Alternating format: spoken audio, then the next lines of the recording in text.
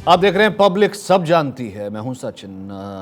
अपने अस्तित्व को बचाने की लड़ाई लड़ रही कांग्रेस पार्टी 7 सितंबर से शुरू करने जा रही है भारत जोड़ो यात्रा। बहुत तैयारी की गई है, बहुत बड़ी यात्रा की गई है। कहा जा रहा है कि हाल ही के वक्त में इतना बड़ा प्लान कांग्रेस ने बनाया नहीं है। राहुल गांधी इस यात्रा का चेहरा होने वाले हैं। इस यात्रा को हरी झंडी दिखाएंगे। 22 तारीख को इस यात्रा को अगुवाई करके आगे चलेंगे। अब तक राहुल गांधी ने कह सकते हैं अपने राजनीतिक करियर में इससे बड़ी यात्रा नहीं की है। प्रेस कॉन्फ्रेंस भी वो उस दिन करेंगे। लेकिन सबसे बड़ी बात यह है कि राहुल गांधी ने ही ये सबसे बड़ी यात्रा शुरू करनी है और राहुल गांधी अभी है नहीं। पूरा गांधी परिवार सोनिया गांधी के इलाज के लिए अमेरिका चला गया। अब तैयारी करनी थी, पीछे लोगों को जोड़ना था, कार्यकर्ताओं से मिलना था, लेकिन पीछे तैयारी कौन कर रहा है, कैसी यात्रा होगी, उससे कोई लेना देना नहीं। परिवार इस वक्त अमेरिका में है। कांग्रेस के नेता इस यात्रा की तैयारियां कर रहे हैं। पार्टी का दावा है कि 3 महीने की ये यात्रा पार्टी में जान फूंक देगी। अब केंद्र सरकार के विरोध के साथ साथ पार्टी इसमें आरएसएस का ट्विस्ट भी दे रही है कि आरएसएस का विरोध भी इसमें शामिल है। तो क्या ये माना जा सकता है कि यात्रा तो बस बहाना है, आरएसएस पर निशाना है, या फिर वही एक नया यानी कि पुराना राग अलापने की फिर से कोशिश है? कांग्रेस के दावे कुछ भी हों, लेकिन पब्लिक सब जानती है। इसलिए भारत जोड़ो यात्रा में सबसे बड़ा सवाल यह है कि क्योंकि ये 7 सितंबर से शुरू होने वाली है, कन्याकुमारी से शुरू होगी। 3500 किलोमीटर की यात्रा है। कश्मीर से कन्याकुमारी तक इसे कहा गया है भारत जोड़ो यात्रा। ये देखिए, आप जरा रूट देख लीजिए। जो प्रेस कॉन्फ्रेंस करके बताया गया था कि देखिए रूट ऐसे रहने वाला है। कन्याकुमारी से इसकी शुरुआत करेंगे राहुल गांधी। अलग अलग टोलियों में, जत्थों में, ग्रुप्स में जो है कांग्रेस के लोग इसके साथ जुड़ेंगे, जो कि एक्टिवली इस यात्रा को जुड़ते चले जाएंगे। जहां पर रात होगी वहीं विश्राम कर लिया जाएगा, रात्रि विश्राम कर लिया जाएगा, और राहुल गांधी इसको लेकर के आगे चलेंगे। और 150 दिन में ये पूरी यात्रा करनी है। 12 राज्यों से गुजरेगी, 2 केंद्र शासित प्रदेशों से गुजरेगी पैदल ही। अब एजेंडा क्या है? एजेंडा ये कह रही है कांग्रेस पार्टी की नफरत और कट्टरता के खिलाफ, महंगाई बेरोजगारी के खिलाफ मुद्दा उठाना, केंद्र सरकार को घेरने की तैयारी, संगठन को मजबूत करना है।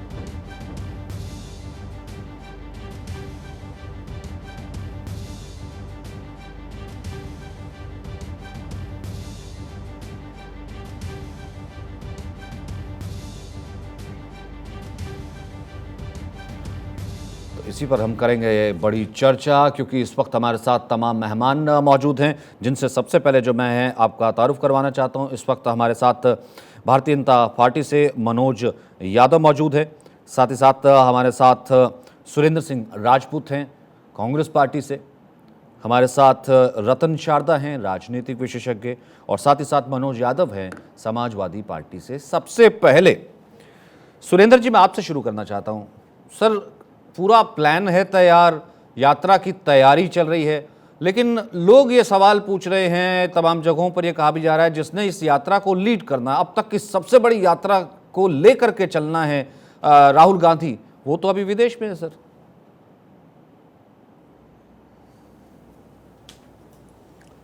सचिन जी नमस्कार, आपके चैनल को भी बधाई। आपने एक अच्छा चैनल लॉन्च किया है। हमें उम्मीद है कि स्थायी विपक्ष के रूप में आप काम करेंगे और स्थायी विपक्ष के तरीके से जनहित के मुद्दों में धारदार सवालों से सरकार को बेदम करेंगे। तो आपको बधाई, आपके चैनल को बधाई। बहुत बहुत शुक्रिया सर। अब यहां पर बात आ जाती है, आपने जो प्रश्न किया, मुझे नहीं लगता कि उस प्रश्न की आवश्यकता थी, क्योंकि आप भी जानते हैं कि श्रीमती सोनिया गांधी जी के स्वास्थ्य के चेकअप को लेकर के श्री राहुल गांधी जी, श्रीमती सोनिया गांधी जी और प्रियंका जी बाहर गए हुए हैं, और स्वास्थ्य का चेकअप होते ही वो वापस आ जाएंगे। यात्रा की पूरी तैयारी करके गए हैं, और जिस तरीके के प्रश्न हमारे मित्र लोग उठा रहे हैं, मुझे नहीं लगता कि इसकी कोई आवश्यकता है। और इस तरीके के प्रश्न उठाने भी चाहिए अगर कोई गंभीर किस्म से बीमार है तो। लेकिन चूंकि आप लोगों का अपना भाई सोचने का तरीका है, आप लोगों को अपनी बहस करानी अपना तरीका है, तो हम इसका भी जवाब देते हैं। हो सकता है कि कल की डेट में मेरे परिवार में कोई बीमार हो सकता है आपके परिवार में कोई बीमार हो, या हो सकता है कि आपके प्रमोटर्स के परिवार में कोई बीमार हो। चैनल तब भी चलेगा, चैनल नहीं रुकने वाला, और वहां पर बहस भी होगी, वहां पर और जिम्मेवार लोग भी काम करेंगे। उसी तरीके से कांग्रेस का हमारा परिवार है और उस परिवार में सब लोगों को, श्री दिग्विजय सिंह जी, श्री जयराम रमेश साहब, केसी वेणुगोपाल साहब, सभी लोगों को अपने काम बटे हुए हैं और उन कामों को सब लोग कर रहे हैं। और आज एक बड़ी महत्वपूर्ण तैयारी मीटिंग हम लोगों ने की थी पूरे देश भर के कोऑर्डिनेटरों के साथ में, आपको जानकारी भी होगी, शायद सुबह ही की थी। और उस यात्रा की पूरी तैयारी हम लोग कर रहे हैं। उसमें श्री राहुल गांधी जी को, श्रीमती सोनिया गांधी जी को या प्रियंका जी को जो बाहर है, उनको भी जूम मीटिंग के जरिए या अन्य माध्यमों से जोड़ लिया जाता है। तो आप हमारी यात्रा में हमारी तैयारी की चिंता न करें कि राहुल गांधी जी हैं या नहीं है यहां, वो सशरीर नहीं है, लेकिन वो तकनीक के माध्यम से लगातार जुड़े हुए हैं। और ये यात्रा क्यों हो रही है, अगर इंपॉर्टेंट ये ना हो तो मेरे ख्याल से बात नहीं होती। यात्रा तो तमाम लोग करते हैं। ठीक ठीक। आज यात्रा की आवश्यकता है भारत जोड़ने के लिए, आज यात्रा की आवश्यकता है सांप्रदायिकता के विरोध में देश में जन जागरण करने के लिए, आज यात्रा की आवश्यकता है कहीं ना कहीं जो कॉरपोरेट घरानों को जिस तरीके से शह दी जा रही है, आम आदमी के तो मन की बात की जा रही है और उद्योगपतियों के धन की बात की जा रही है। हम दो और हमारे दो की सरकार चल रही है, आटे पे, डाटे पे, बाकी सब चीजों पे टैक्स लग रहा है, नौकरियां कम होती जा रही हैं। इनके लिए जन जागरण की आवश्यकता है, महंगाई के मुखालिफ जन जागरण की आवश्यकता है। 400 रुपए का सिलेंडर 1200 रुपए में हो रहा है, इसके खिलाफ जन जागरण की आवश्यकता है। भारतीय जनता पार्टी लोकतंत्र के जो मूल संरचना है उसको कमजोर करने की बात कर रही है, इसके खिलाफ जन जागरण की आवश्यकता है। मैं जवाब ले लेता हूं। नहीं, ठीक है, मैं इस यात्रा की जरूरत क्यों पड़ी और इस वक्त क्या है, क्या सिर्फ संघ पर निशाना है, बाकी और चीजें भी हैं, वो एजेंडा तो खैर कांग्रेस पार्टी ने बताया भी था, मैं उस पर आऊंगा। लेकिन फिलहाल मनोज यादव भारतीय जनता पार्टी से, कि मुझे एक बात बताइए, जैसा कि सुरेंद्र भाई कह रहे हैं कि अगर यात्रा में दम ना होता, यात्रा में डर ना होता, तो कम से कम बीजेपी है सहमी हुई या बीजेपी के लोग सहमे हुए नहीं होते, जो कि अभी से ये सवाल उठा रहे हैं कि राहुल गांधी किधर है, कैसी यात्रा होगी। वो कह रहे हैं जूम से जुड़ जाते हैं, आजकल तो कोई रहने की जरूरत थोड़ा है, वो अपना सब जुड़ जाते हैं, तैयारियां देख रहे हैं, मुआयना कर रहे हैं।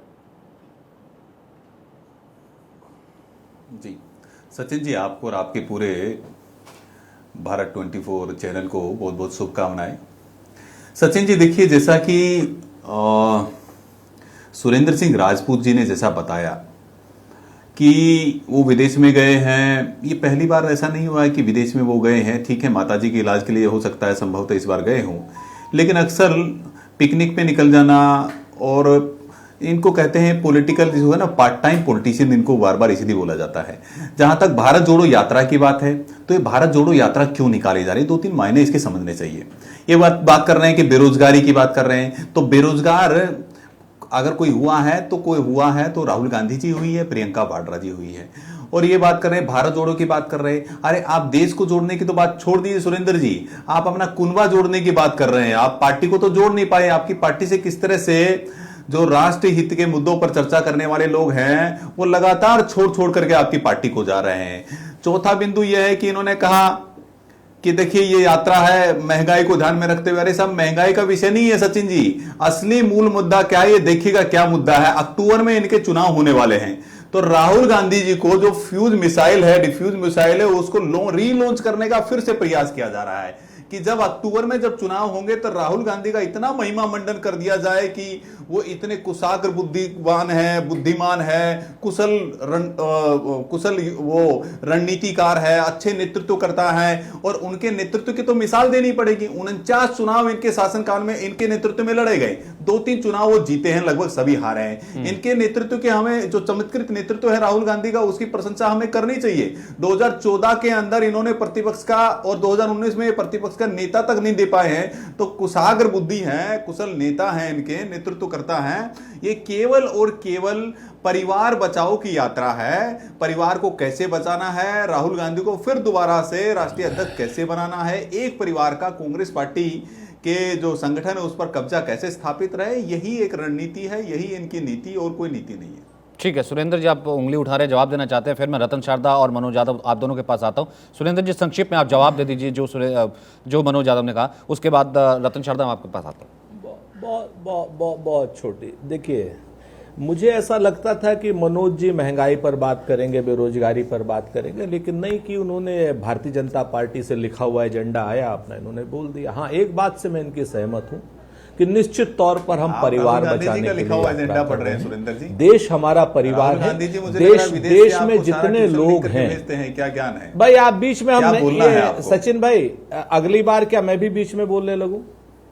ठीक है, नहीं इतना तो मनोज भाई भी जानते हो, नहीं बोलेंगे। ठीक है मनोज जी, अपनी अगर आप अपनी लोगों टर्म का आने अगर पे यही बोलिएगा। ये अगर उस तरीके का है तो निश्चित तौर पर मैं हर समय पर बीच में बोल सकता हूं। मैं तो नहीं बोलने नहीं नहीं नहीं, आप दूंगा बीच किसी में को। बोलने की कोई नहीं, जरूरत नहीं। सुरेंद्र अब जी आप बोलिए, अपनी बात पूरी क्या कीजिए। है मैं ये? वापस मतलब इसके आपका रिवर्टन के चैनल लिए शांत तरीके मैं से आप वापस आ बहस जाऊंगा। करा रहे हैं, इन्होंने इसके इतने काउंटर गंभीर के लिए मैं आरोप मनोज जी लगाए, को आप वक्त कुछ दे बीच दूंगा में जैसे नहीं मैंने बोले। आपको दिया। अपनी बात पूरी कीजिए, जो सवाल मैंने पूछा और नहीं, जो तो सवाल यहाँ पर ये पूछ तो रहे हैं। हाँ इसी तरीके से मतलब ये तो उचित ये थेथरई तो उचित नहीं है ना।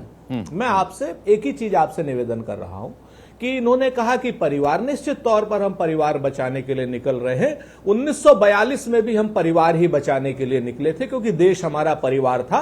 उस वक्त आपके लिए यानी भाजपा और उनके संघीय एजेंटों के लिए देश नहीं था। वो उनकी दलाली कर रहे थे अंग्रेजों की, उनकी चापलूसी कर रहे थे, उनके यहां पर पेंशन पा रहे थे, उनके साथ में सत्ता का मजा ले रहे थे श्यामा प्रसाद मुखर्जी तक।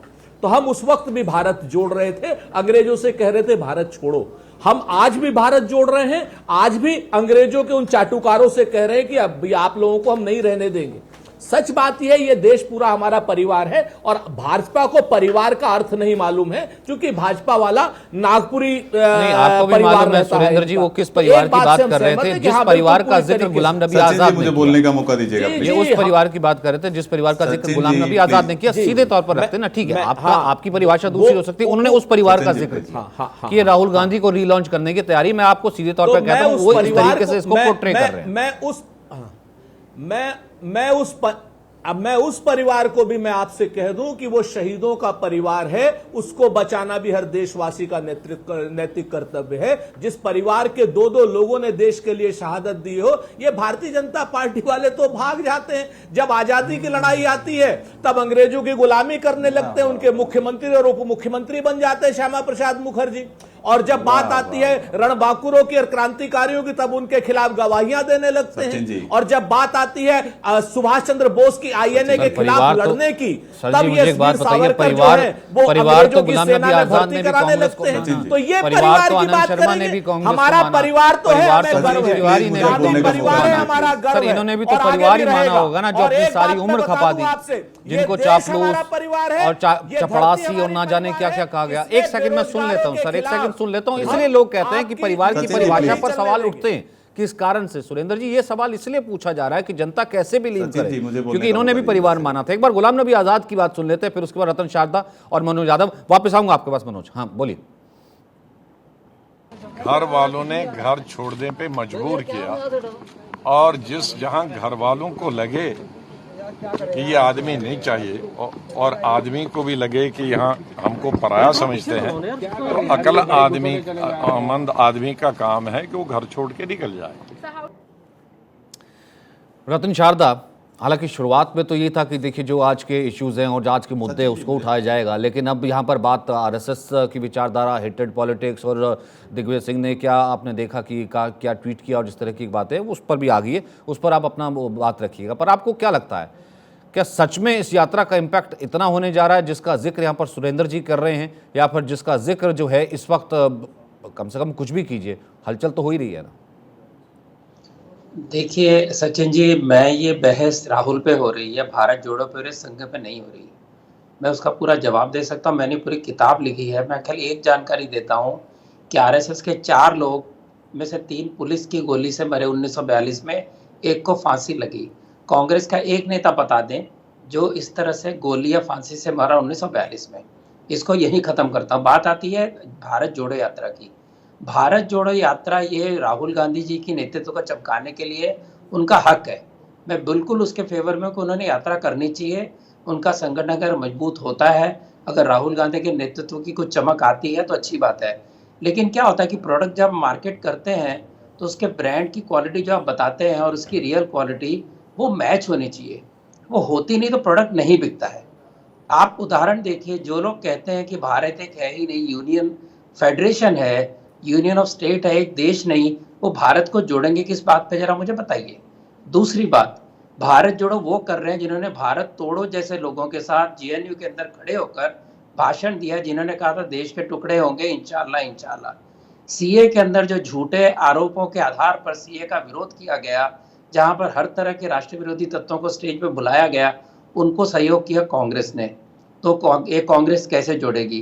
किसान आंदोलन, जिसके उनके मैनिफेस्टो में लिखा था कि हम यही सारी बातें कह रहे हैं जो किसान के बिल में आई थी, उसका इन्होंने विरोध किया, वहां पर इन लोग खड़े रहे, ये भारत कैसे जोड़ेंगे? चौथी बात, मार्केटिंग और एडवर्टाइजमेंट तब चलती है उसको सस्टेन्ड हो, उसको कंटिन्यूस कुछ पीरियड पे चलाया जाए। अगर आप एक हफ्ता एडवर्टाइजमेंट करते हैं, एक महीना गायब हो जाते हैं, एक महीना एडवर्टाइजमेंट करते हैं, छुट्टी पे चले जाते हैं, ऐसे प्रोडक्ट को लोग सीरियसली लेंगे क्या, ये सोचने की जरूरत है। फिर आपके पास आके केडर संदेश पहुंचाने के लिए है क्या? आपके जो मिड लेवल लीडर हैं वो सारे अपना अपना मोराल खो चुके हैं, अपना उनका आत्मविश्वास खो चुका है, उनको अपने प्रोडक्ट पे विश्वास नहीं, तो बिकेगा कैसे और नीचे तक पहुंचाएंगे क्या विषय? ये सोचने की बात है, वरना राहुल गांधी को अमेठी छोड़कर वायनाड नहीं भागना पड़ता। भारत जोड़ो की यात्रा बाबा आमटे ने भी की थी। बाबा आमटे का चरित्र और उनका चाल एक थे, इसलिए उसकी यात्रा को बहुत सम्मान मिला। चंद्रशेखर ने जी की थी, उन्होंने जल्दी कुछ बाजी नहीं की। 1983 में उन्होंने भारत जोड़ो यात्रा निकाली 4000 किलोमीटर, लेकिन उसके बाद उनको परिणाम मिला 1990 में। लेकिन उनकी लाइफ कंसिस्टेंट थी, उनका एक समाजवादी, उनका जो रोब-दाब था वो कंसिस्टेंट था। फिर ये बात करते हैं लगातार इन्होंने हिंदुओं का मजाक उड़ाया है, हिंदुओं को टेररिस्ट कहा है, आरएसएस की साजिश कहकर टेररिस्टों के साथ दिया है, बाटला हाउस में आंसू बहाए हैं। ये लोग किस प्रकार से भारत जोड़ने की बात करेंगे, उसको लोग विश्वास कैसे करेंगे? ठीक। ये मेरा एक छोटा सा सवाल ठीक है। है, ये आपके ये तीन कह चार रहे हैं राहुल पॉइंटर्स थे, गांधी ठीक के है, जो परिवार को इनका बचाना आरएसएस है, पे निशाना था। इन्होंने आपके स्वीकार वही किया। 3-4 पॉइंटर्स थे कि जिन्होंने भारत तोड़ने की बात की, भारत तेरे टुकड़े हो गए उसके साथ खड़े थे, या फिर और जो बाकी चीज़ें, उस पर ये कैसे भारत जोड़ेंगे। मैं ठीक है सुरेंद्र राजपूत आपके पास आऊँगा, लेकिन एक समाजवादी पार्टी से मनोज यादव, क्योंकि आपके भी पुराने साथी रह चुके हैं, इकट्ठे थे, मित्र थे, साथ आए थे, साइकिल पर बिठाया था, लेकिन अब देश जोड़ने की बात हो रही है, अब तो दोनों अलग हैं। लेकिन अखिलेश यादव ये भी कह रहे थे कि गलती हो गई। आपको लगता है कि एक बड़ी यात्रा, एक बड़ा विपक्ष का चेहरा जो है राहुल गांधी के रूप में जो है इस देश के सामने आ जाएगा इस यात्रा से? मनोज यादव समाजवादी पार्टी, फिर सुरेंद्र राजपूत। सचिन जी, अगर किसी यात्रा का मतलब चुनावी है, इलेक्शन के लिए है, तब तो फिर सवाल पड़े किए जाना, लेकिन उसके वक्तव्य से ही पता चलता है भारत जोड़ो, तो कहीं ना कहीं टूट हो गई है, तभी तो जोड़ने की बात कोई कर रहा। और ये बात अगर मैं डिफाइन करूं आपके कहने पर, तो मेरे ख्याल से दिक्कत होगी। मौजूदा पार्टी सरकार का प्रधानमंत्री अपराधियों को कपड़े से पहचानता है, वो वक्तव्य देता है। तो मेरे वक्तव्य नहीं है कि यस वाले लोग किस तरीके के होते हैं, ये बात मौजूदा सरकार बता रही है।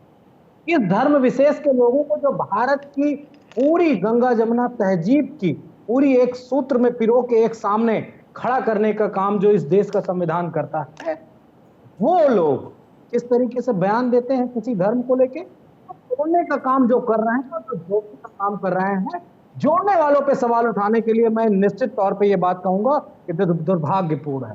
एक बात आपने ओपनिंग रिमार्क में कि अगर सारा परिवार चला गया कैसे यात्रा होगी। मैं कांग्रेस से नहीं हूं, लेकिन ये एक सामाजिक सवाल। अरे काहे बेचैन हो रहे हो? बीजेपी प्रवक्ता थोड़ा धैर्य रखो, मुझे अपना वक्तव्य कर लेने दो।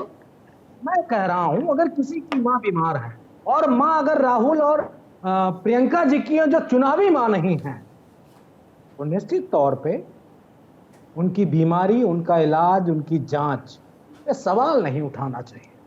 देश तो रहेगा, देश रहेगा, देश के तमाम सारे नियम कानून रहेंगे, संविधान रहेगा, लेकिन किसी की मां अगर बीमार है तो उस पर किसी तरीके का सवालिया निशान उठाने की बात नहीं होनी चाहिए। राजनीतिक विश्लेषक महोदय ने कहा कि देश को तोड़ने वाले, तो मैं उनको याद दिला दूं, पाकिस्तान देश में है या देश के बाहर है? तो पाकिस्तान के 2 टुकड़े किसने किया था, ये बात जरूर बता देंगे राजनीतिक विश्लेषक महोदय। अगर वो पता चल जाएगा देश को तो बेहतर रहेगा। सचिन जी, अगर नहीं पता चलेगा तो आने वाली जो जनरेशन है उसको आप क्या परोस रहे हो, ये भी दुर्भाग्यपूर्ण है। ठीक है, आपके इन दोनों बातों का जवाब ले लेता हूं। जो रतन शारदा ने सवाल उठाए उनका भी मैं जवाब सुरेंद्र राजपूत से लूंगा, लेकिन पहले आपने कहा कि नहीं, यात्रा जोड़ने के लिए हो रही है, तो इसलिए भारतीय जनता पार्टी ने देश तोड़ा। इसलिए मैं पहले जो है मनोज यादव का जवाब ले लेता हूं, फिर सुरेंद्र राजपूत के पास आऊंगा। बोलिए मनोज यादव जी। जी सचिन जी, पहले तो मैं सुरेंद्र राजपूत जी का जवाब देता हूं, उसके बाद में समाजवादी पार्टी का भी जवाब देता हूं। देखिए, इन्होंने कहा कि माफी मांग करके आगे बढ़ने वाले लोग, राहुल गांधी जी और सोनिया गांधी जी का क्या योगदान था मुझे बताइए स्वतंत्रता संग्राम में। अरे आपको याद होना चाहिए, मैं इतिहास की पृष्ठभूमि से बता रहा हूं, 1923 के अंदर नाभा में माफीनामा दिया था जवाहरलाल नेहरू जी ने पंजाब के अंदर, कि माफीनामा लिख करके दिया था कि मुझे छोड़ दीजिए, मैं इस आंदोलन में यहां पर नहीं आऊंगा। तो माफी मांगने वाले लोग हम पर ही आरोप लगा रहे हैं। और सचिन जी, ये इनकी हवा तो तब फिस हो जाती है जब भारत तेरे टुकड़े होंगे हजार एसडीपीआई पीएफआई के झंडे वायनाड में दिखते हैं, और भारत तेरे टुकड़े हजार करने वाले देशद्रोही गतिविधियों में शामिल होने वाले लोगों के साथ ये लोग बैठक कर रहे हैं। इस भारत जोड़ो यात्रा को किसके साथ कर रहे हैं आपको पता है? ये मेधा पाटकर जी, योगेंद्र यादव जी के साथ ये लोग मीटिंग कर रहे हैं, जो बार बार देश को तोड़ने वाली गतिविधियों में शामिल होते हैं, देश को तार तार करने वाली गतिविधियों में शामिल होते हैं, जो मोमबत्ती गैंग है, कैंडल गैंग है, जो लिबरल गैंग है, अल्ट्रा नक्सली गैंग है। मैं तो कहता हूं अभी कांग्रेस आई है, जो कांग्रेस का जो राष्ट्रीय स्वरूप है, राष्ट्रीय कांग्रेस पार्टी कहते हैं, वो टुकड़े टुकड़े में जो विखंडित हो गई उसको जोड़ने की यात्रा चल रही है। और ये कांग्रेस आई है क्या? कांग्रेस आई का वामपंथियों के साथ में इतना गठजोड़ हो गया है, कांग्रेस आई का कोई नया नामकरण आने वाला है क्या? इस भारत जोड़ो यात्रा के माध्यम से पता लग जाएगा, देश को भी पता लग जाएगा कि अल्ट्रा नक्सली लिबरल गैंग के लोग, मोमबत्ती कैंडल गैंग के लोग, देशद्रोही गतिविधियों में शामिल होने वाले लोग इस यात्रा को निकालने के लिए शामिल हो रहे हैं। नहीं तो फिर ये तो बहुत बड़ा इल्जाम हो गया ना। मैं सबसे पहले इसी पर जवाब ले लेता हूं। नहीं ठीक है, फिर उसके बाद अपनी बात पूरी कर लीजिएगा। नहीं सर, ये तो जो देश जो है सीएए एनआरसी के नाम पर शाहीन बाग देख चुका है, फिर उसके बाद दिल्ली जलना, दंगे तमाम देख चुका है, और उसके पीछे किसान आंदोलन, लाल किला और ट्रैक्टर देख चुका है। सर, उसके ऊपर अगर आप ये कहते हैं कि इस यात्रा के पीछे असली लोग वही हैं जो इस यात्रा के पीछे वो वाले चेहरे थे, तो ये तो बहुत बड़ा इल्जाम हो गया ना। सुरेंद्र जी, इसी पर जवाब दीजिए। ये तो बहुत बड़ा इल्जाम लगा रहे फिर आप पे। तो इल्जाम ये सर, ये लोग कर रहे हैं, यात्रा कर रहे हैं सचिन जी। ये लोगों ने मीटिंग किया कॉन्स्टिट्यूशन क्लब में। तो ठीक है ना सर। राजपूत जी क्या जवाब देते हैं इस पर? हाँ ठीक है, बोलिए सुरेंद्र राजपूत जी।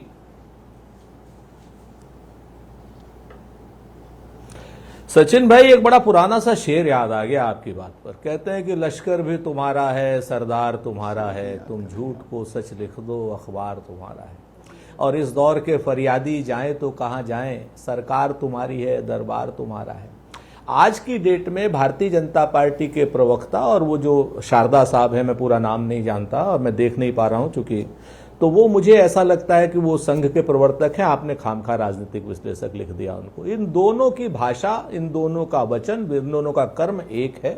मैं एक ही साथ जवाब दे देता हूं। अगर किसान आंदोलन नक्सली, अल्ट्रा नक्सली, ये वो देश विरोधी, तो भाई भारतीय जनता पार्टी की सरकार के अंडे छील रही है, उन लोगों को जेल के अंदर नहीं कर रही, ना मेघा पाटकर को कर रही है, ना योगेंद्र यादव साहब को कर रही है, न किसी को। हमने तो पीएफआई पर बैन लगाने की बात करी, भारतीय जनता पार्टी कह रही नहीं, पीएफआई तो सांस्कृतिक संगठन है, पीएफआई के समर्थन के अंदर राजस्थान में रैलियां निकली है। सुप्रीम कोर्ट में भारतीय जनता पार्टी का हलफनामा कह रहा है। अरे चुप रह करके सुनो, ये आप परमिशन देते हैं रैली निकालने के लिए? चुप रह करके सुनो सचिन, सुनो। नहीं सर, नहीं गतिविधियों में शामिल सर, ठीक है, ऐसा नहीं। एक सेकंड। ये देखिए, दो चीजें नहीं, ये दो चीजें। सुरेंद्र जी आप बहुत सीजनड हैं, सुरेंद्र जी आप भी बहुत सीजनड है, और मनोज जी भी। नहीं, आप दोनों बहुत सीजनड है, आप दोनों बहुत सीजनड है। नहीं, आप दोनों बहुत सीजनड है। इस तरीके से आवाज तेज नहीं, ना हो हल्ले में आवाज दबती है। उन्होंने एक इल्जाम लगाया, उसका जवाब मैं आपसे ले रहा हूं। चीजें बिगड़ी थी, आपको भी मालूम है, ठीक है, आप जवाब दीजिए, लेकिन शालीनता में रह करके। और मनोज भाई आप भी जो है कम से कम बीच में मत बोलिएगा, क्योंकि उनको फिर डिस्टर्बेंस होती है। सुरेंद्र राजपूत और साथ ही साथ मनोज यादव, आप एक दूसरे के बीच में, क्योंकि सुरेंद्र जी नहीं बोल रहे, इसलिए मनोज जी आप भी कोशिश कीजिएगा, बिल्कुल भी जो है कम से कम नहीं बोले। आप अपने वक्त पे, जितना वक्त मैं उनको दूंगा आपको भी बाकायदा उतना ही वक्त दूंगा। आपने जो एक्सट्रीम अल्ट्रा लेफ्ट का इल्जाम लगाया था, उसी का ही वो जवाब दे रहे थे। सुरेंद्र राजपूत आपसे शुरू करता हूं, बोलिए। जो सबसे बड़ी बात है, आप चाहे अरुणा राय को लीजिए, चाहे आप मेघा पाटकर को लीजिए, चाहे आप किसान आंदोलन को लीजिए, इसी किसान आंदोलन को, इन्हीं किसान नेताओं को नरेंद्र मोदी जी भगवान कहते हैं, और ये लोग देशद्रोही कहते। तो तय कर ले, नरेंद्र मोदी सही हैं या भारतीय जनता पार्टी के विद्वान प्रवक्ता या रतन शारदा सही हैं जो अल्ट्रा लेफ्ट को क्या नाम जो है देशद्रोही कहते हैं। दूसरी बात, पीएफआई की बात करिए, हमने पीएफआई पर आधिकारिक रूप से हमने वक्तव्य दिया है कि इस पर बैन लगे। सुप्रीम कोर्ट पर भारतीय जनता पार्टी कहती है कि यह सांस्कृतिक संगठन है, इस पर कोई बैन नहीं।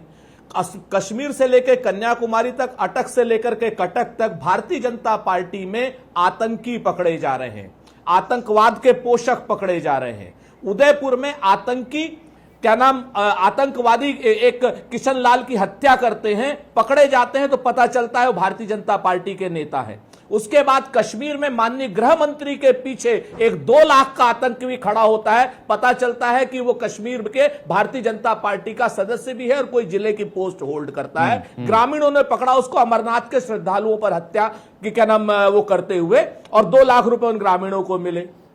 उसके बाद ध्रुव सक्सेना नाम का बीजेपी आईटी सेल का एक जिम्मेदार ओहदेदार आईएसआई की वो करते हुए पकड़ा जाता है। तो यहां से ऊपर से लेकर नीचे तक जितने लोग पकड़े जा रहे हैं भारतीय जनता पार्टी के कनेक्शन में क्यों पकड़े जा रहे हैं भाई? आतंकवादियों का साथ अभी तो बहुत से बढ़िया, तो सबसे बड़ी बात तो अभी एक और घटना हुई कि भारतीय जनता पार्टी के पूर्व विधायक और प्रदेश कार्यकारिणी भाजपा के एक सदस्य ने साफ साफ कहा हमने 5 मारे। क्या गृह युद्ध छेड़ना चाहते हैं आप देश में?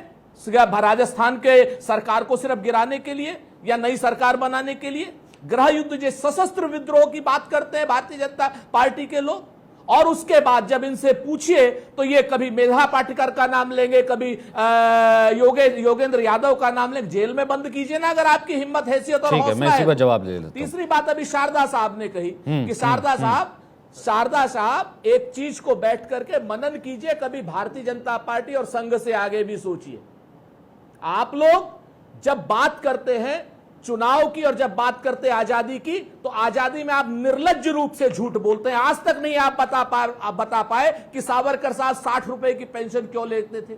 आज तक आप नहीं बता पाए कि क्या नाम द्वितीय विश्व युद्ध में सावरकर साहब जो है वहां पर सेना में भर्ती क्यों कर रहे थे। सर फिर आप बहस को, मैं तो याद भारत जोड़ो यात्रा की बात करूं, फिर आप बहस को सावरकर पर ले जाते हैं। सर सावरकर को लेकर के आप भी उस बहस में बैठे हैं, रतन शारदा भी है, रतन शारदा की किताब भी है, फिर वो तमाम चीजें शुरू हो जाती कि भैया सजाए काला पानी जो है वो किसने की थी या नहीं की थी, वो अलग डिबेट का विषय है। लेकिन मैं फिर भी कहूंगा रतन शारदा इस पर आपको जवाब दे देंगे, लेकिन हम इस पर रहते हैं। नहीं ठीक है, मैं कहता हूं हम अभी फिलहाल जो कांग्रेस की भारत जोड़ो यात्रा है उस पर रहते हैं। और राहुल गांधी से मैंने शुरू किया था, आपने तो बता ही दिया कि चलिए विदेश में जूम से जुड़ जाते हैं, तो ठीक है हम पहले उस सब्जेक्ट पे रहते हैं, फिर उसके बाद आऊंगा। क्योंकि आपने इन दोनों को है तो मनोज यादव उंगली उठा रहे और साथ ही साथ रतन शारदा, मैं दोनों के पास वापस आऊंगा। लेकिन उससे पहले मैं आपको बता दूं कि 6 बजे क्या खास आप भारत 24 पर देखने वाले हैं। अगर आज गुजरात में चुनाव होते हैं और हिमाचल में चुनाव होते हैं तो सबसे सशक्त जो है इस वक्त सीटों का समीकरण क्या कुछ रहने वाला है, और यह सबसे पहले विश्लेषण आपको दिखाने वाला भारत 24। गुजरात और हिमाचल प्रदेश के चुनाव का सबसे बड़ा और सबसे सटीक विश्लेषण। अगर आज विधानसभा चुनाव हुए तो क्या होगा सीटों का समीकरण? क्या फिर चलेगा मोदी मैजिक? भारत 24 का विश्लेषण आज शाम 6 बजे सिर्फ भारत 24 पर। ठीक है, मनोज यादव सुरेंद्र राजपूत की जो बात थी, बयान थे या फिर इल्जाम थे, उसका जवाब दे दीजिए, फिर उसके बाद रतन शारदा। और सचिन जी क्या मैं बोल लूंगा अभी?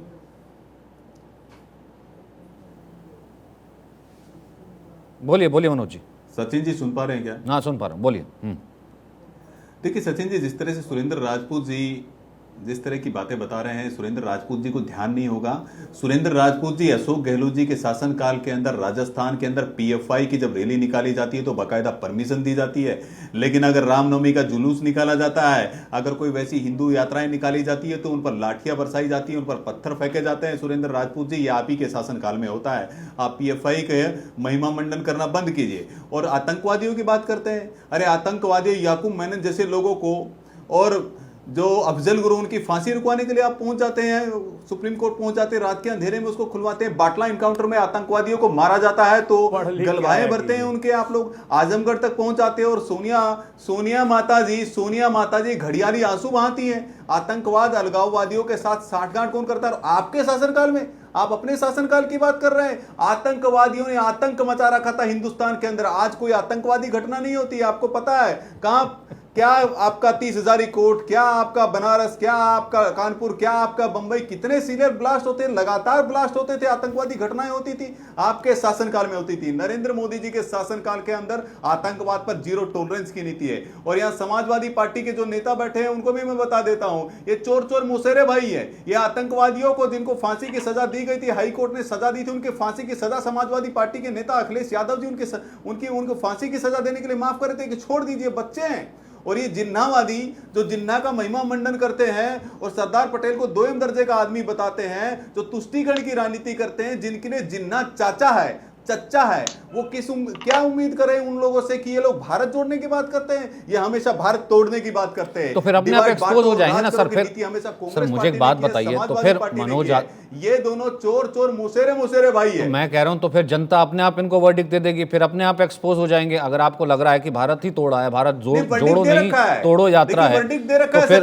सचिन जी वर्डिक्ट दे रखा है। कांग्रेस पार्टी मात्र 2 राज्यों में बची हुई है, वर्डिक्ट जनता ने दे रखा है। 2014 और 2019 का अगर आकलन करते हो, प्रतिपक्ष का नेता भी नहीं बना पाए। इतने आपके जो कुशल नेतृत्व करता है राहुल गांधी जी, उनका तो क्या बखान करें हम। ठीक है, नहीं, ये सवाल बनता है क्योंकि राहुल गांधी की अगुवाई में ही ये यात्रा निकाली जा रही है। मैं एक सेकंड, खोदेंगे पहाड़ और निकलेगा चूहा, देख लीजिएगा आप। अच्छा, ठीक है सर, ठीक है। सुरेंद्र राजपूत, आता हूं मैं आपके पास। एक कमेंट मनोज यादव का और रतन शारदा का। सबसे पहले रतन शारदा आप, फिर उसके बाद मनोज यादव। देखिए, जो बहस चल रही है राहुल गांधी की भारत जोड़ो यात्रा के बारे में चल रही है, उसके मैंने कुछ बयान दिए, उसके मैंने कुछ तर्क दिए, उसके ऊपर केवल लांछन लगाने का तर्क कांग्रेस वाले ने किया।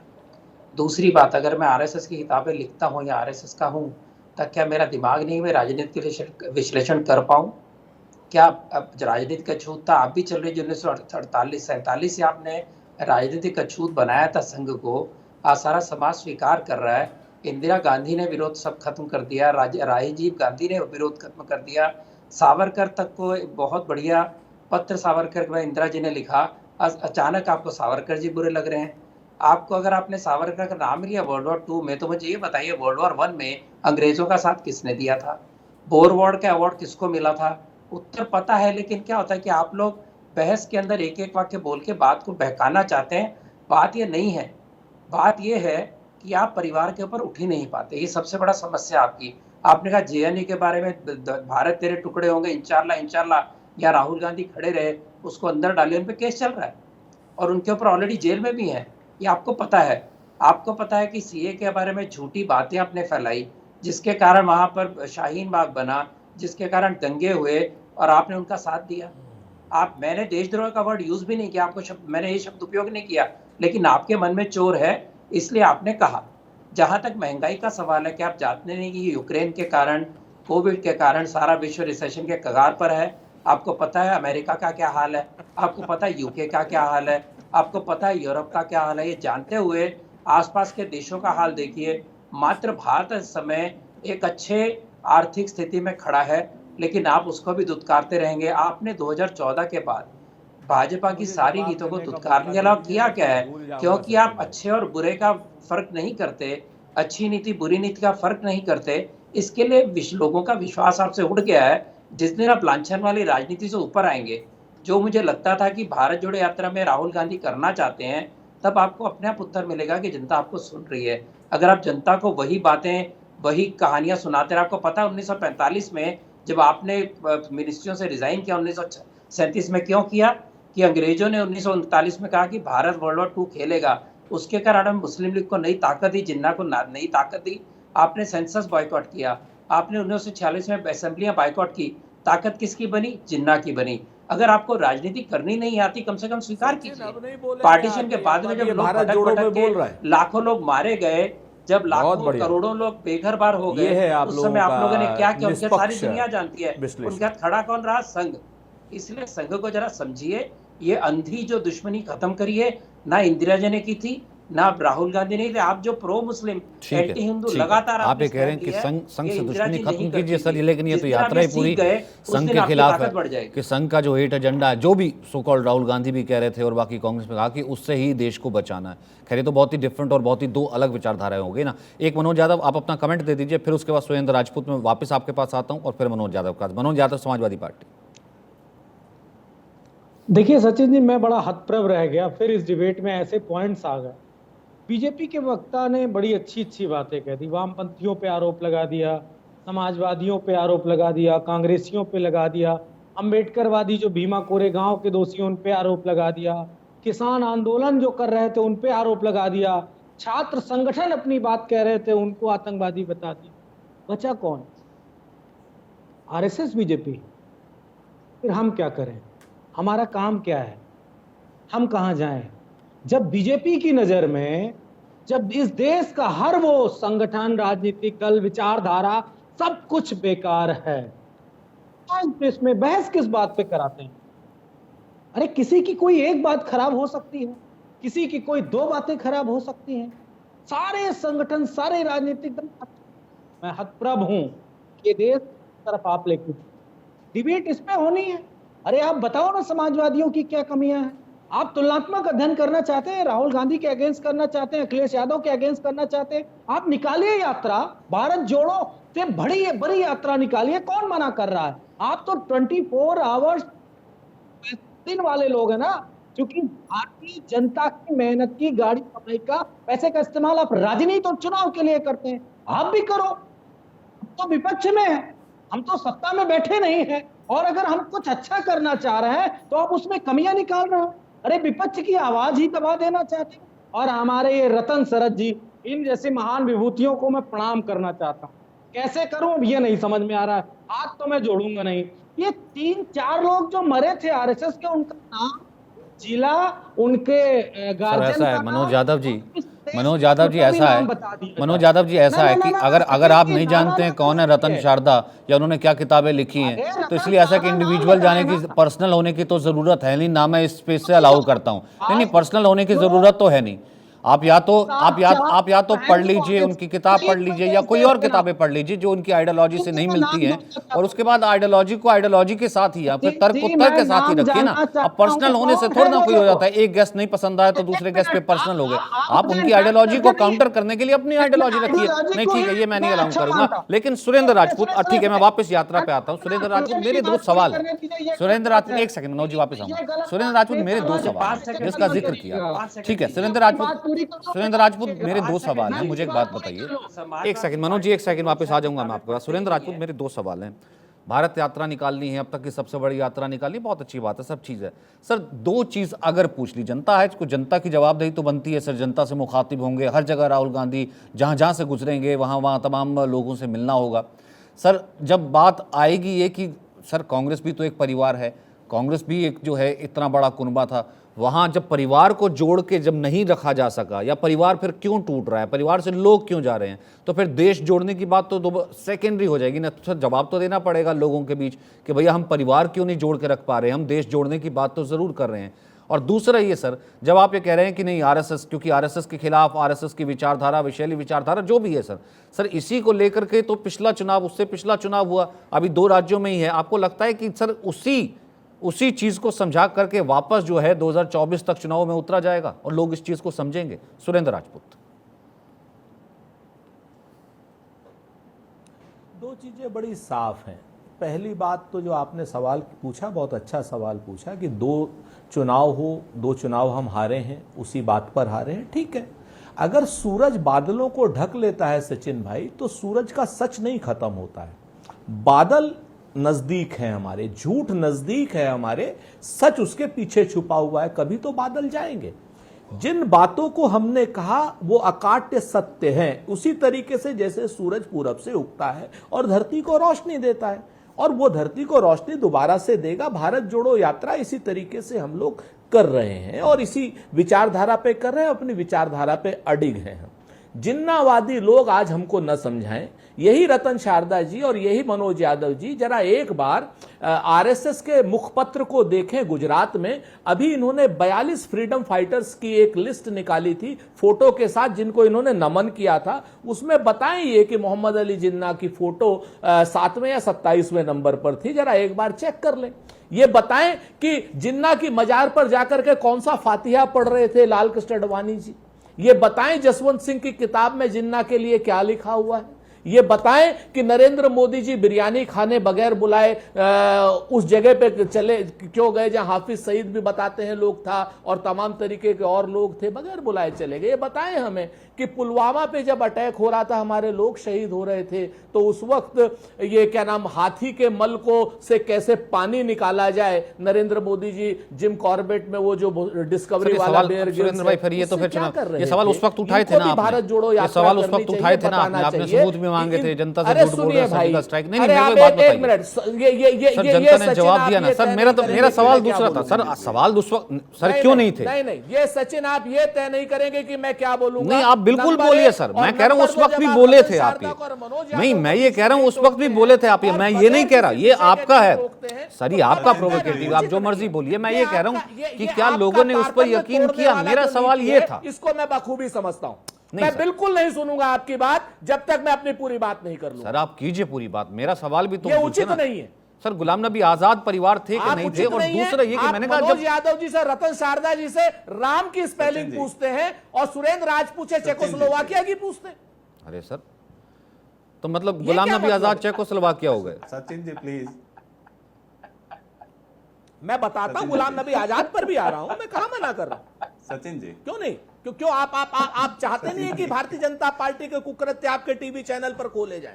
आप नहीं चाहते कि नरेंद्र मोदी के बारे में कह ही नहीं रहा सर, आप बोलिए। मैंने तो शुरुआत ही आपसे की थी पूरे, मैं आपको इसकी टेप भिजवा दूंगा सर, मैं आपको रिकॉर्डिंग भिजवा दूंगा। मुझे एक बात बताइए, मैंने आपसे शुरुआत की, सबसे पहले आपसे सवाल पूछा, जितना आप बोले मैंने एक बार आपको रोका नहीं, फिर उसके बाद मैं गया मनोज यादव के पास। क्यों? क्योंकि सर बिल्कुल बराबर मंच और सभी के लिए मंच है। दोबारा आप बोलिए, क्योंकि सवाल पूछना सर, सवाल का कौतूल तो मेरा आएगा। आप जो बोलिए ये आपका संयम, आप जो मर्जी बोलिएगा। सवाल पूछना सिर्फ मेरा फर्ज है। मेरा सवाल सिर्फ इतना था कि देखिए, एक तो परिवार को लेकर के मैंने सवाल पूछा, दूसरा सवाल मेरा ये था जिसको लेकर के आपने ये चीजें जो दोहराई हैं, मैंने कहा ये चीजें तो आपने उस वक्त भी जनता को कही थी ना, क्या जनता इस पर विश्वास कर पाई? जो अब भारत जोड़ने के नाम पर जनता दोबारा इन चीजों पर विश्वास कर पाएगी? बस मैं ये कह रहा था सर। दो बातें बड़ी साफ हैं। पहली बात, ये भारत जोड़ो यात्रा चुनावी यात्रा भारतीय जनता पार्टी की तरीके से नहीं है, जन जागरण की यात्रा है। और हम भारतीय जनता पार्टी की नकल नहीं करते कि हर चीज हम 24 घंटे चुनावी मोड में रहें। हम देश को बनाने की बात करते हैं, देश को स्वाधीन कराने में कांग्रेस का महत्वपूर्ण योगदान था। कांग्रेस ने वो योगदान इसलिए नहीं किया था कि कांग्रेस राज करेगी, जनता का राज आया था। जब महात्मा गांधी ने देश की सरकार बनी थी, पहली राष्ट्रीय सरकार, तब लोगों ने कहा था कांग्रेस का शासन होगा। तब जवाहरलाल नेहरू जी ने कहा था नहीं, देश का शासन होगा, इसलिए श्यामा प्रसाद मुखर्जी को अपने मंत्रिमंडल में रखा था। ये हम हैं कांग्रेस, हम कांग्रेस जन जागरण कर रहे हैं, चुनावी यात्रा नहीं कर रहे हैं। अपने मन से निकाल दीजिए। महंगाई के विरोध में कर रहे हैं, सांप्रदायिक ताकतों के उभार के विरोध में कर रहे हैं। हम विरोध में कर रहे हैं बेरोजगारी के मोर्चे पर, जो भारतीय जनता पार्टी की सरकार फेल है। अभी शारदा जी कह रहे थे अगल बगल के राज्यों में, देशों में देख लीजिए बहुत महंगाई है। तो मैं सिर्फ पाकिस्तान का उदाहरण देता हूं कि भारतीय रुपए के हिसाब से पाकिस्तान में आज भी पेट्रोल भारत से 15 रुपए लीटर सस्ता है। शारदा जी, न हो तो एक बार जरा चेक कर लीजिएगा। तीसरी बात, सारी चीजें आप कभी यूक्रेन के सर पे डाल देते हैं, कभी बांग्लादेश के सर पे डाल देते हैं। ये तो नहीं सर पे डाल पाएंगे कि 2014 में जो भारत की पर कैपिटल इनकम थी वो 18,000 के आसपास थी और बांग्लादेश की 14, और आज की डेट में बांग्लादेश की 21 और हमारी 17। क्या हो गया ये भाई? ये नहीं आप करेंगे। अब आप आ जाइए हमारे परिवार पर, गुलाम नबी आजाद पर आप पूछ रहे हैं, तो ये सवाल आप गलत आदमी से पूछ रहे हैं। गुलाम नबी आजाद साहब से पूछा जाना चाहिए कि आजाद साहब, जो आप आरोप लगा करके छोड़ करके जा रहे हैं पार्टी को, वही सारे के सारे आरोप आप पर और संजय गांधी जी पर उस वक्त लगते थे कि संजय गांधी चापलूसों की टीम से घिरे हुए हैं जो गुलाम नबी आजाद के नेतृत्व में है। सच बात यह है कि जिस परिवार के जिस सदस्य को अगर छोड़ना है वो छोड़ के जा सकता है, लेकिन इस तरीके की बातें नहीं करनी चाहिए कि रिमोट कंट्रोल तो 2014 से पहले आपके हाथ में था गुलाम नबी आजाद साहब। हम क्या कर सकते हैं? गुलाम नबी आजाद साहब को लगातार 50 वर्ष के राजनीतिक कैरियर में 42 साल संसद में रखा कांग्रेस पार्टी ने। आजाद साहब भूल गए? तो अगर वो उसके बाद भी छोड़ करके एक मकान के लिए, एक दुकान के लिए और एक राज्यसभा सीट के लिए जा रहे हैं तो इसमें कांग्रेस की गलती नहीं है। कांग्रेस अपने वर्कर्स को, सुरेंद्र राजपूत जैसे वर्कर को सहेज के रखती है, सब पूरी बात करती है। हां, आज हमारे पास राज्यसभा देने के लिए नहीं है, वरना गुलाम नबी आजाद साहब भी नहीं जाते। जनता इस बात को बखूबी समझती है। ठीक है मनोज यादव, आप जवाब दे दीजिए, फिर उसके बाद लास्ट कमेंट के लिए मनोज यादव आपको भी वक्त दूंगा। जल्दी संक्षिप्त में रखिएगा मनोज यादव, भारतीय जनता पार्टी। जी सचिन जी, इस संक्षिप्त में देखिए बहुत लंबा आपने समय दिया। सुरेंद्र सिंह राजपूत जी का भाषण मैंने 3-4 मिनट सुना है, कम से कम 1 मिनट तो बोलने का मुझे भी मौका दिया। नहीं बिल्कुल सर, आप बोलिए सर, बोलिए। सचिन जी, उन्होंने कहा कि इन्होंने विपक्ष कहा की कि हम आवाज भारत को आप जोड़ो दबाते हैं, मौका नहीं देते, मैं आपको बोलने नहीं दूंगा, इसलिए मैंने कहा भरपूर बोलिए। ठीक है, मैं इसलिए कह रहा हूँ कि आप वैसे बोल लेते, इसलिए मैंने सुरेंद्र राजपूत को पूरा मौका दिया ताकि किसी तरीके की कोई शिकायत और किस तरीके का कोई ऐसा भ्रांत ना जाए। देखिए, एक को मौका दिया जा रहा है, एक को नहीं दिया जा रहा है। मुझे मालूम है कि ठीक है, आपको कम मौका दे दूंगा तो भी चलेगा। ठीक है, बोलिए। जी सचिन जी, ऐसा है कि बोल रहे हैं कि भारत जोड़ो यात्रा हम लोग शुरू करने वाले हैं। सचिन जी, कांग्रेस पार्टी छोड़ो का नारा लगातार इनकी कांग्रेस पार्टी में चल रहा है।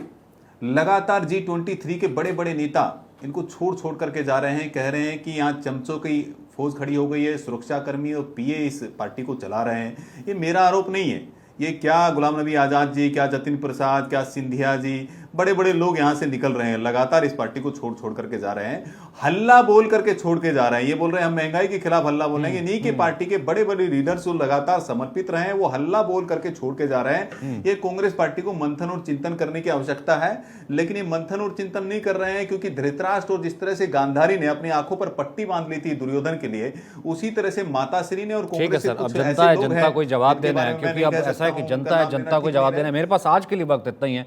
माफी चाहता हूं मनोज यादव, मैं आपको दोबारा किसी दिन ना किसी मंच पर जोड़ूंगा तो आपको ज्यादा वक्त दूंगा। सर, मेरे पास वक्त आज इतना ही है। बहुत बहुत शुक्रिया, क्योंकि जनता को ही दिखाना, और मैं जनता की बात ही करने वाला हूं। 6 बजे वही आ रहा है कि गुजरात और हिमाचल में चुनाव की, हम सीटों की अगर चुनाव है तो उसके जो नतीजे आने वाले हैं, उसका समीकरण क्या रहने वाला है, उसकी जो पहली तस्वीर जो है सबसे पहले हम भारत 24 में आपको दिखाने वाले हैं। 6 बजे समीकरण क्या होगा, विश्लेषण क्या होगा। फिलहाल इतना ही।